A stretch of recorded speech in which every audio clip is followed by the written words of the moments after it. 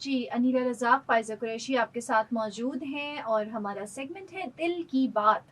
दिल की बात में हमारे साथ कौन है? रबाब कादिर हमारे साथ मौजूद हैं, क्लिनिकल साइकोलॉजिस्ट हैं, corporate trainer, certified trauma therapist, certified couple marriage and family counsellor भी हैं।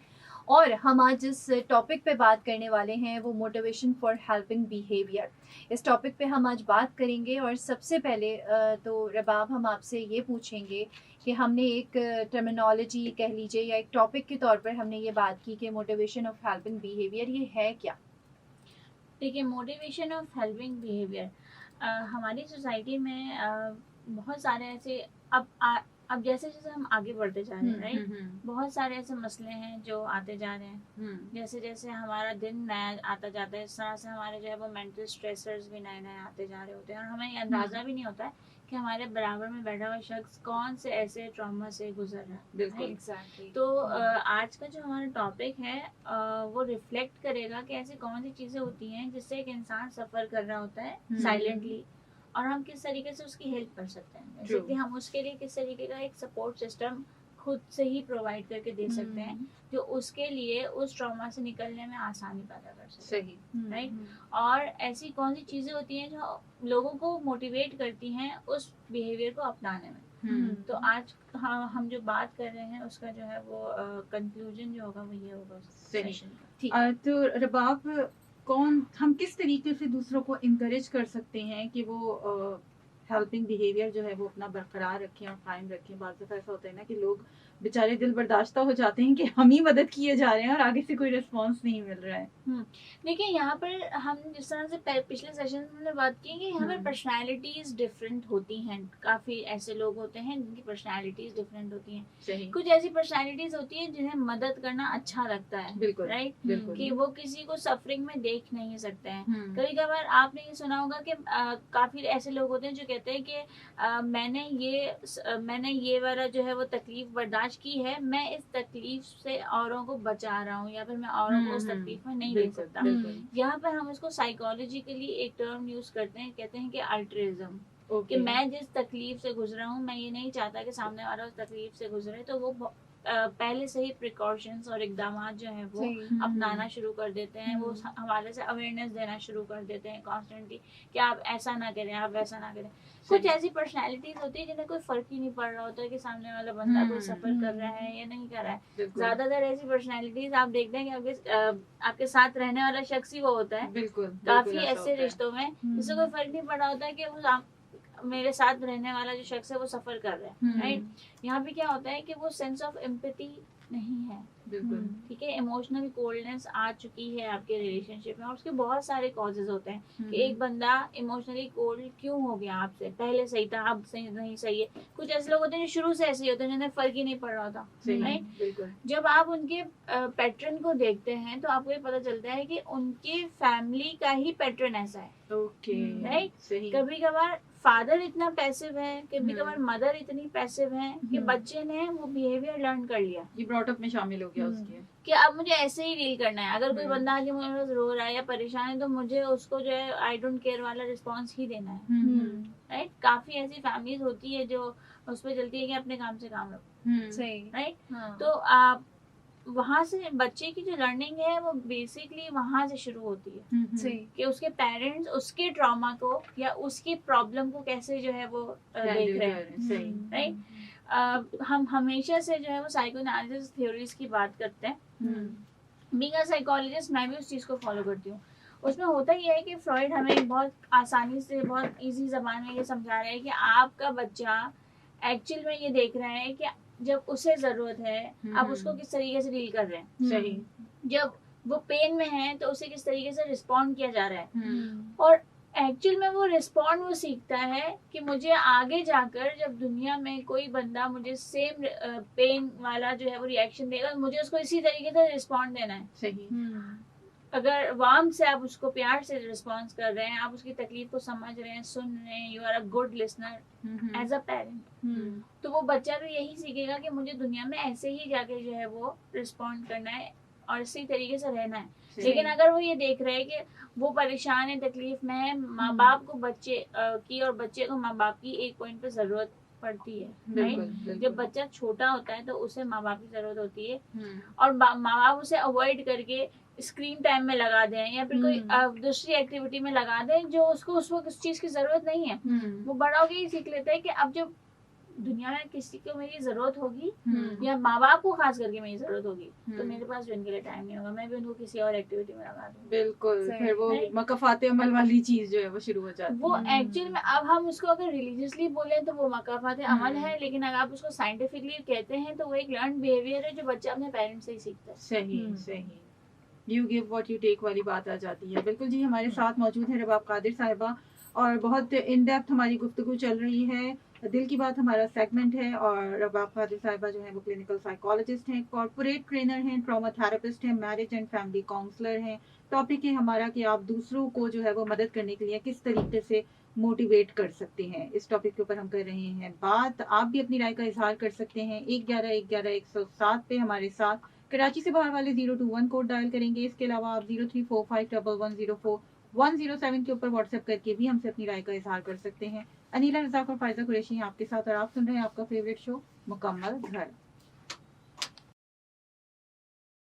जी, तो सेगमेंट है हमारा दिल की बात और दिल की बात में हम बात कर रहे हैं कि क्या वजह है कि हम जो है वो दूसरों के अब हेल्पिंग बिहेवियर से दूर होते जा रहे हैं और हमें अब मोटिवेशन नहीं मिल रही दूसरों की मदद करने से।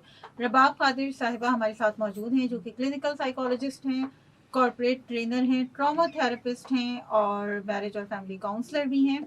और रबाब ये बताइएगा कि हम बात कर रहे थे अभी ये सारी फैमिली के हवाले से, पेरेंटिंग के हवाले से कि किस वजह से बच्चे जो है वो इन चीज़ों से जो है वो दूर होते जा रहे हैं और किस तरह से हम अपनी नई नस्लों में इस चीज़ की दूरी जो है वो अब कायम कर रहे हैं।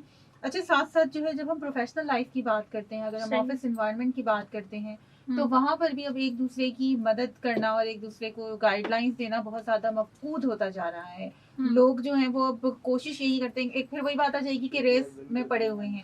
इसके अलावा क्या रीजंस हैं कि रेस के अलावा कि जो है वो लोग अब एक दूसरे को हेल्प नहीं करते, मोटिवेट ही नहीं होते इस चीज के लिए? देखिए, अगर हम ऑफिस सेटिंग्स की बात करते हैं ना तो सबसे ज्यादा जो मेन कॉज हमारे पास वहाँ पे आती है वो आ जाती है ऑफिस पॉलिटिक्स। सही। अभी हम बात ही कल परसों जो है वो मैं काम ही इस चीज के ऊपर करी थी।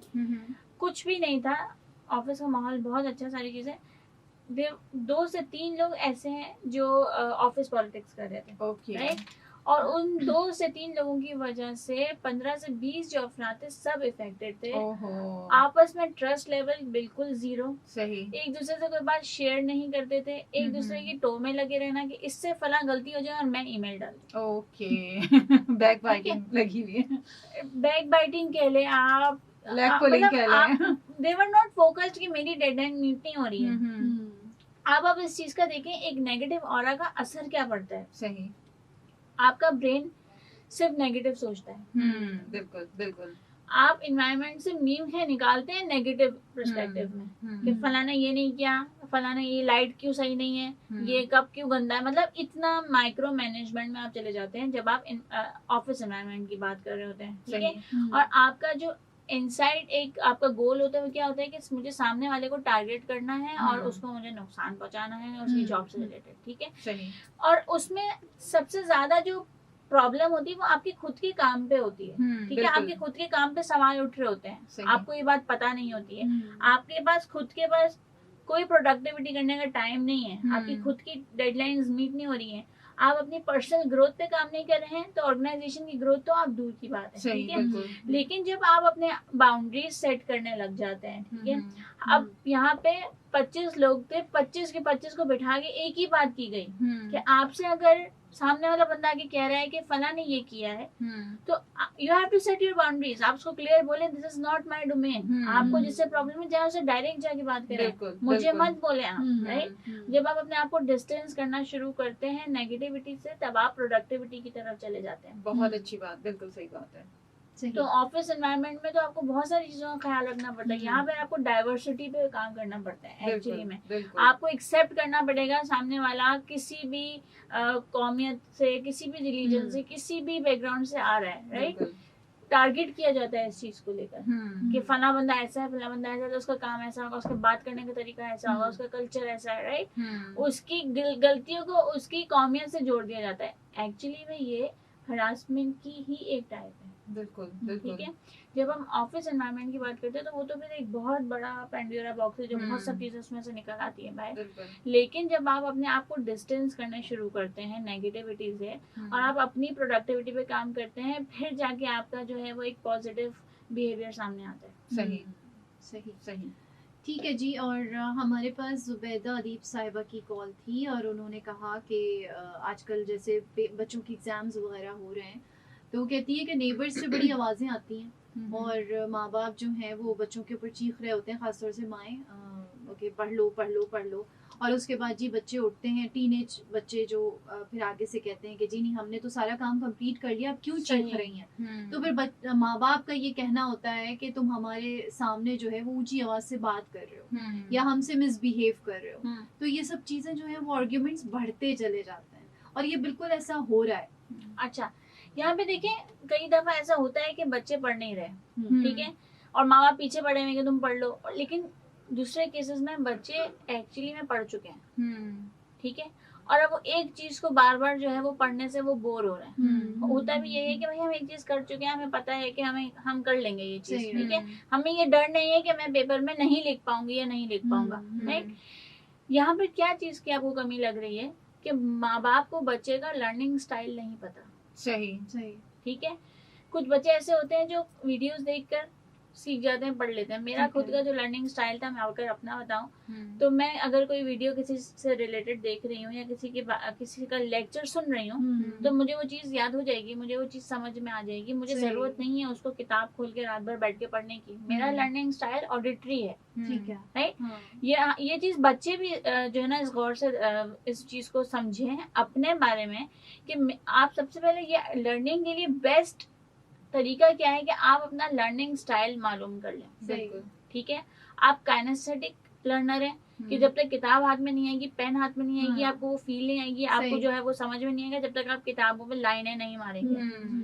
आप विजुअल हैं कि आपके सामने अगर प्रेजेंटेशंस होंगी, आपके सामने इमेजेस होंगी, वीडियोस होंगी, आपकी वो चल रही होंगी, आपको चीज समझ में आ जाएगी, कॉन्सेप्ट समझ में आ जाएंगे।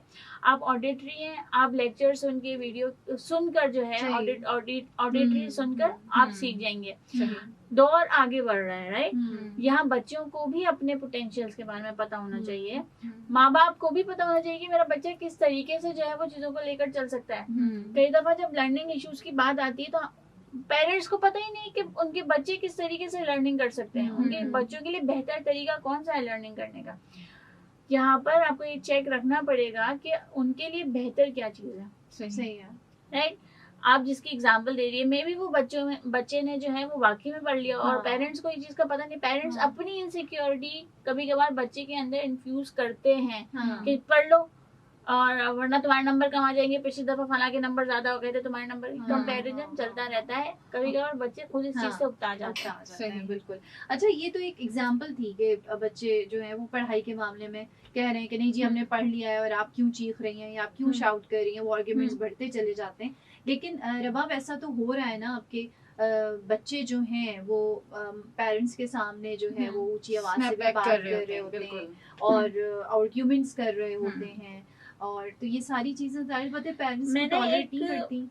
एक केस आया था मेरे पास, वो केस यही था कि बच्ची जो है वो माँ बाप के सामने बहुत शोर मचाती थी, बदतमीजी करती थी, कुछ ऐसे वर्ड्स बोलती थी। जब हमने उसको गौर से उसके पैटर्न देखे तो वो एग्जैक्ट वही वर्ड्स बोलती थी जो उसकी माँ उसकी सास को बोलती थी। ओह अच्छा, वो रिपीट वही और जब उनसे हिस्ट्री ली गई तो पता ये चला कि माँ बचपन में उस बच्ची को सिखाती थी कि जाओ दादी से बदतमीजी करके आओ, और एग्जैक्टली सेम पैटर्न अब वो बच्ची सीख चुकी थी और वो अपनी माँ के साथ यूज करी थी।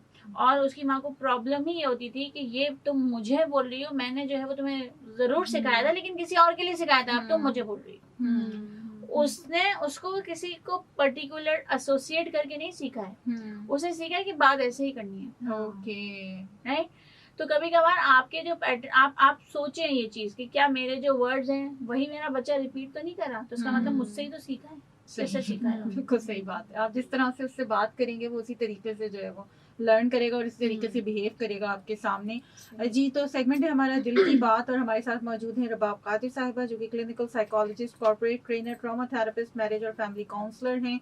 और टॉपिक है हमारा कि हेल्पिंग बिहेवियर को हम किस तरीके से जो है वो मोटिवेट कर सकते हैं, इसके ऊपर हम बात कर रहे हैं।